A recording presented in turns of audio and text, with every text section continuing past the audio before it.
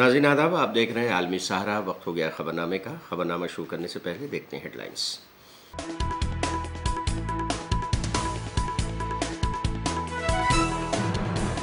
CM Kejriwal की गिरफ्तारी के खिलाफ गरजे संजय सिंह, कहा जांच एजेंसियों का हो रहा है गलत इस्तेमाल। वज़ीर-ए-आज़म मोदी ने साबिक नायब सदर की किताब का किया इजरा, कहा मुझे खुशी है कि उनकी समाए हयात मंजर-ए-आम पर आई। मुल्क के मुख्तलिफ शहरों में हो रही जबरदस्त बारिश, आम जिंदगी मुतासिर, महकमे मौसमियात के मुताबिक होगी मजीद बारिश। T20 आलमी कप मुकाबले में हिंदुस्तान की जीत पर जश्न का माहौल, मुबारकबादियों का सिलसिला जारी। इजराइल की बमबारी के सबब मजीद 60,000 फलस्तीनी नकल मकानी पर मजबूर, तकरीबन 40,000 अफराद हो चुके हैं शहीद।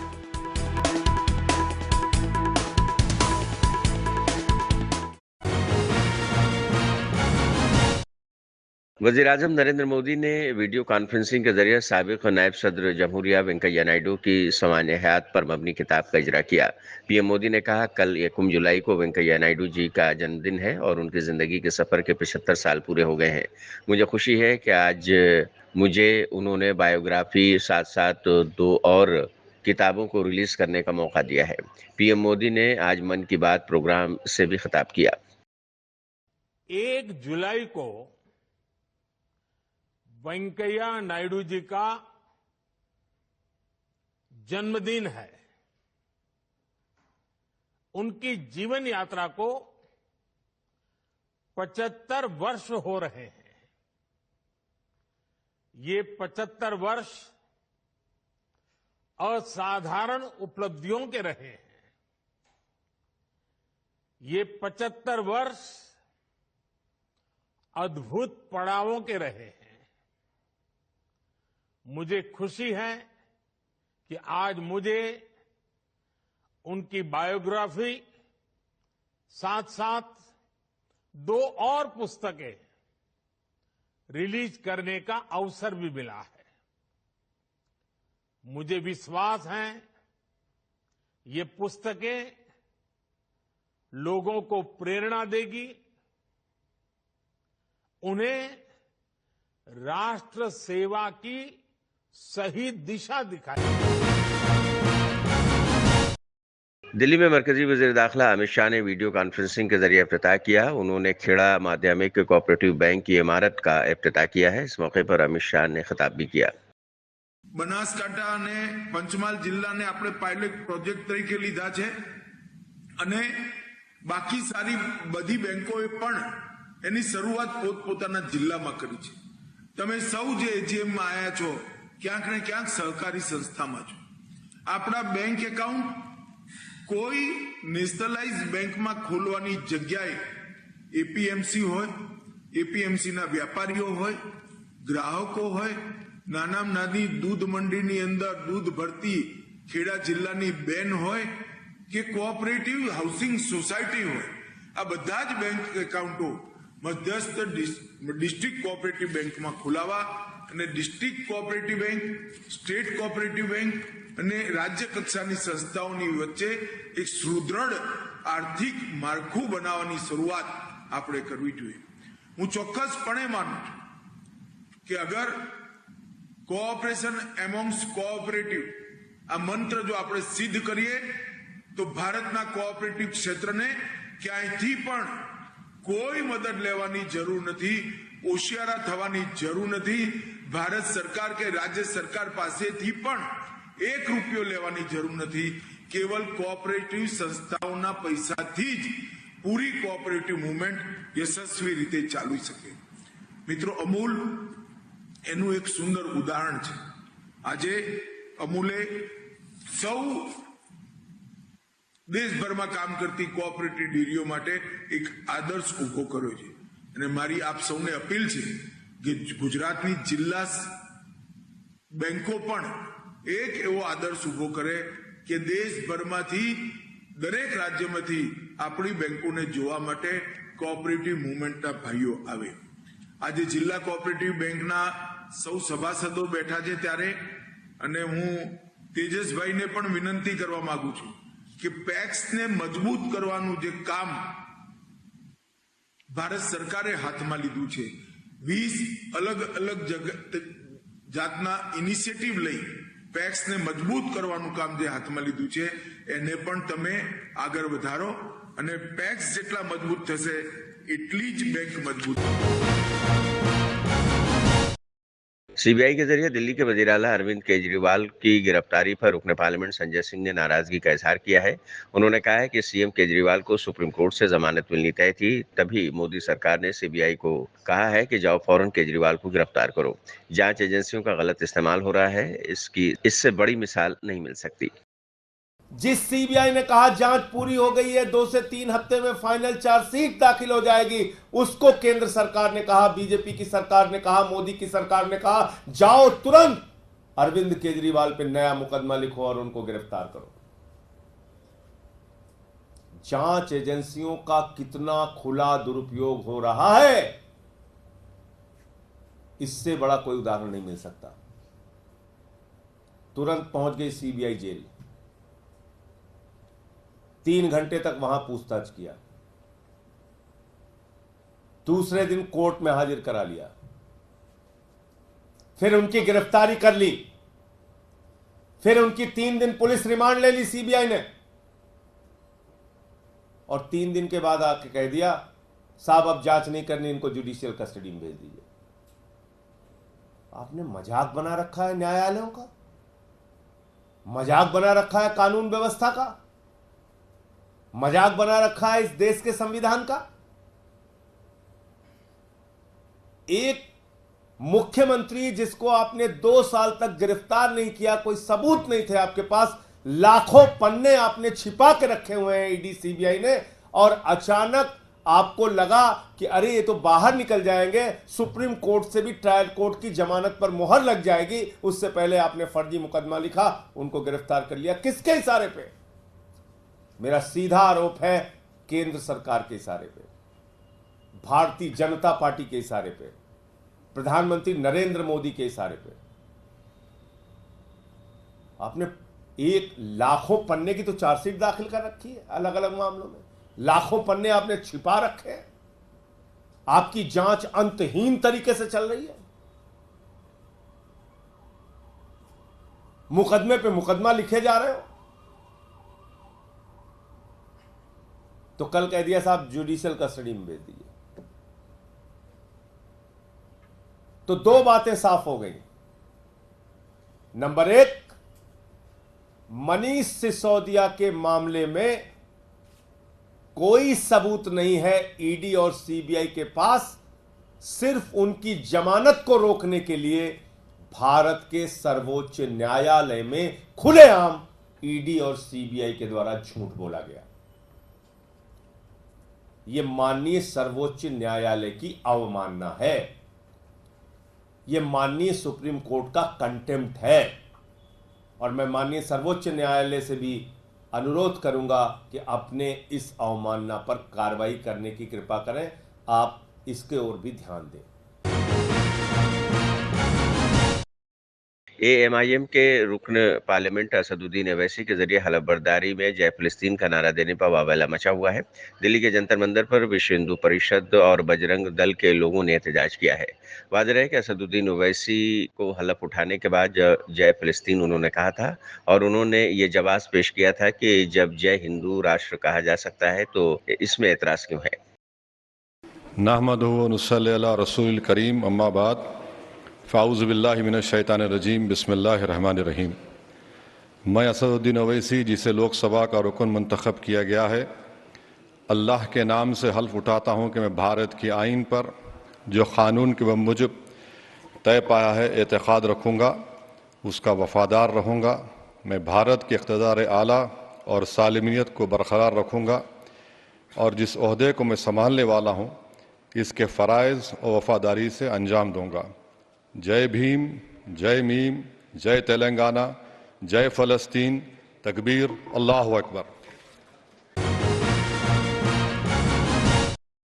दिल्ली में मौसम के हालात पर आईएमडी के साइंसदान डॉक्टर नरेश कुमार ने कहा है कि इस वक्त मानसून है और खासकर अरुणाचल प्रदेश में अगले 2-3 दिनों में भारी बारिश होने की उम्मीद है। वस्त और शिमाल मगरबी हिंदुस्तान में हर जगह बारिश की उम्मीद है। मगरबी राजस्थान, हरियाणा और उत्तर प्रदेश के कुछ हिस्सों में मानसून आगे बढ़ा है। अगले 2-3 दिनों में मुल्क के बाकी हिस्सों में भी मानसून आगे बढ़ जाएगा। If you talk about the monsoon, at present monsoon is in active phase. If you see the satellite pictures, you can see here clouds almost most part of the country. So, if you talk about the forecast, presently for northeastern state, we are expecting extremely heavy rainfall for next 2 days, specifically Arunachal Pradesh, mean more than 20 centimeter. For that, we have given red alert for Arunachal Pradesh, Assam, Meghalaya, and Sub Himalayan, West Bengal, Sikkim for today, and for Arunachal for day 1 and day 2. And if you talk about the other parts of the country, specifically central part or northwest India, everywhere we are expecting, we are experiencing also light to moderate rainfall and somewhere heavy rainfall also.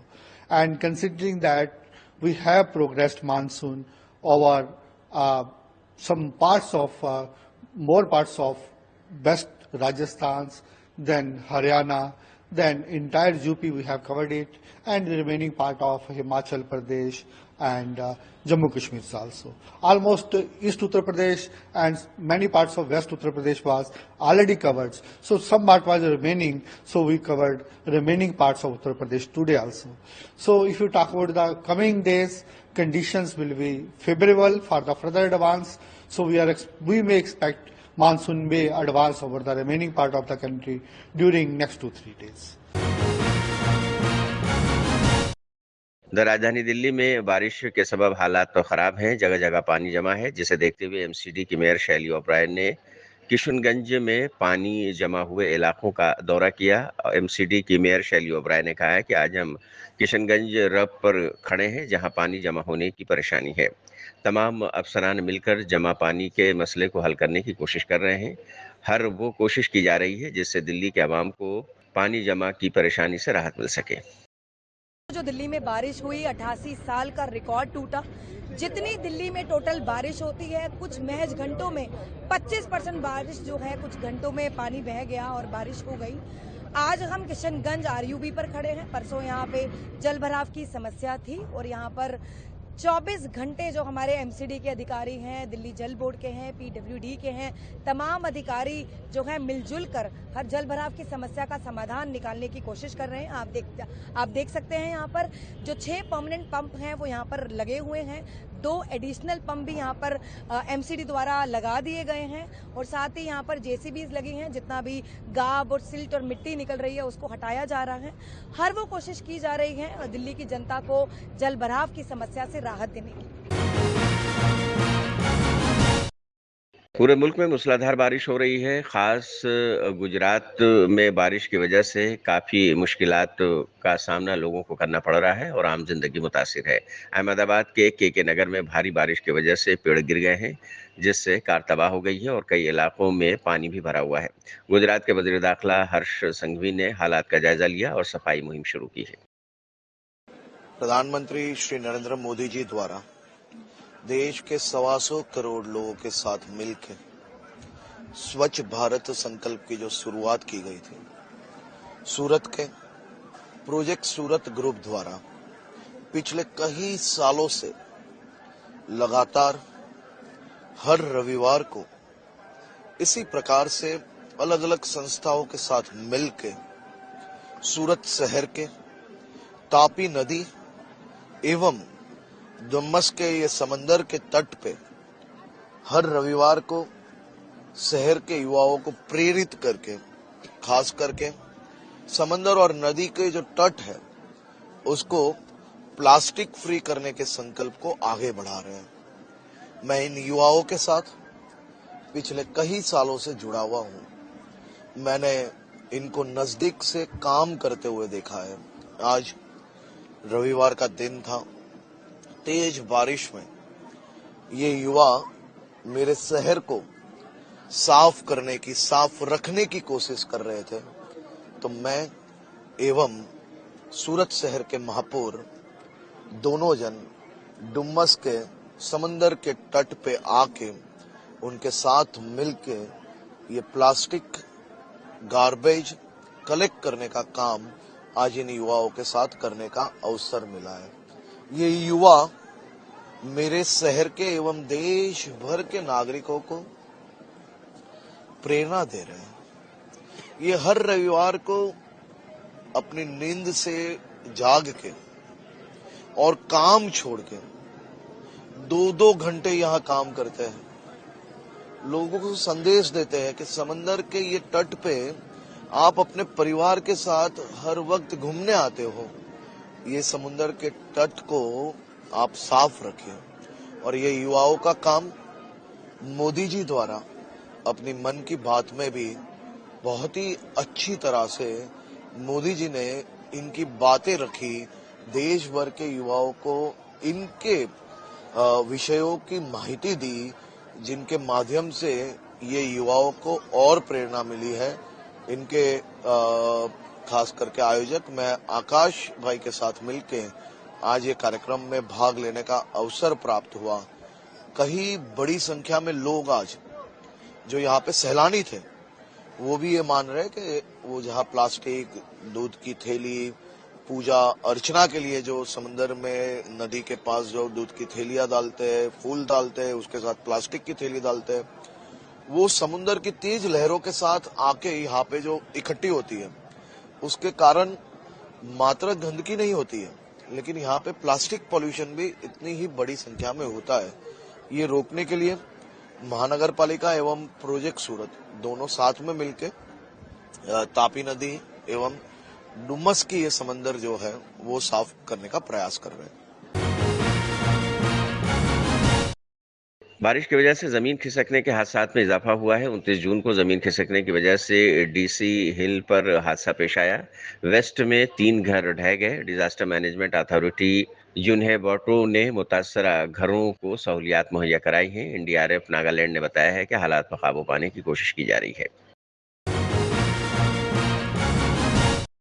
और बारिश की वजह से झारखंड में भी हादसा पेश आया है। झारखंड के गिरिडीह में जेर तामीर पुल ढह गया है, जिसमें किसी जानी नुकसान की हालांकि खबर नहीं है।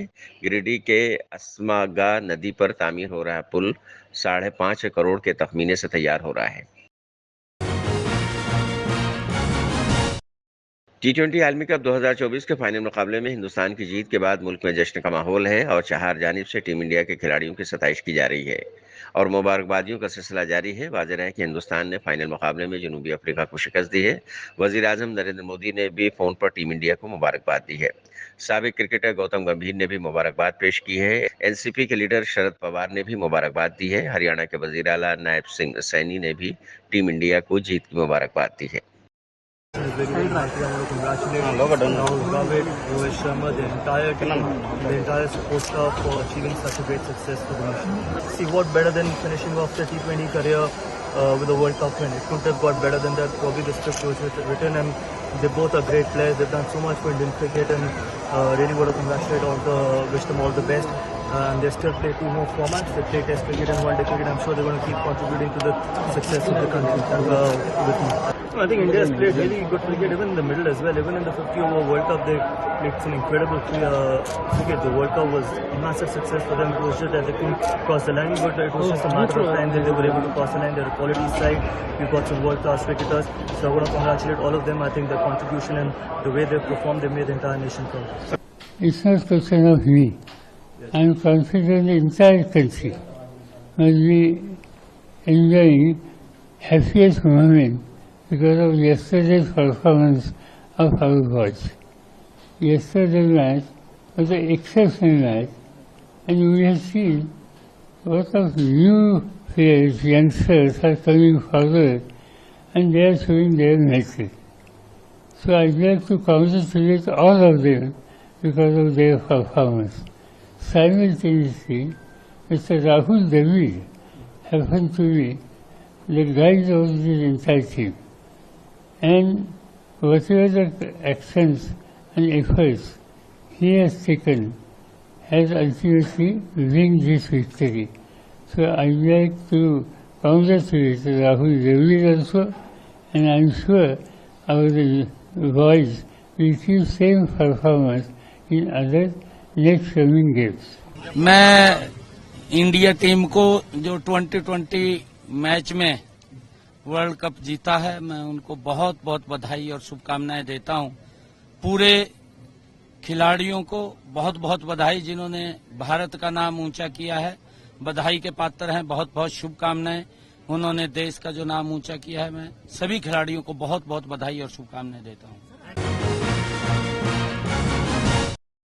इसराइल के जालिमाना हमलों के सबब मशरक़ी गजा में मजीद 60,000 अफराद ने नकल मकानी की है। अक़वाम मुत्तहिदा के राबिता दफ्तर बराए इंसानी उमूर ऊँचा ने कहा है कि इसराइली फ़ौज ने गजा शहर के मशरक़ में वाक़ 28 रहायशी कम्प्लेक्स में रहने वाले मकीनों को फौरी तौर पर खाली होने का हुक्म दिया है।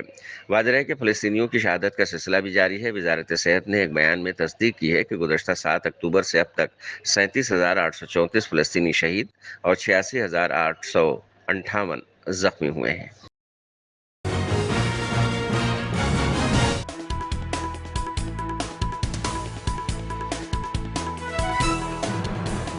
सीएम केजरीवाल की गिरफ्तारी के खिलाफ गरजे संजय सिंह, कहा जांच एजेंसियों का हो रहा है गलत इस्तेमाल। वज़ीर आज़म मोदी ने साबिक नायब सदर की किताब का किया इजरा, कहा मुझे खुशी है कि उनकी समाए हयात मंजर आम पर आई। मुल्क के मुख्तलिफ शहरों में हो रही जबरदस्त बारिश, आम जिंदगी मुतासिर, महकमा मौसमियात के मुताबिक होगी मजीद बारिश।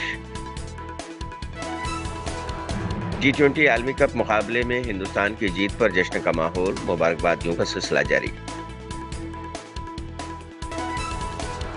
इसराइल की बमबारी के सबब मजीद 60,000 फ़लस्तीनी नकल मकानी पर मजबूर, तकरीबन 40,000 अफराद हो चुके हैं शहीद।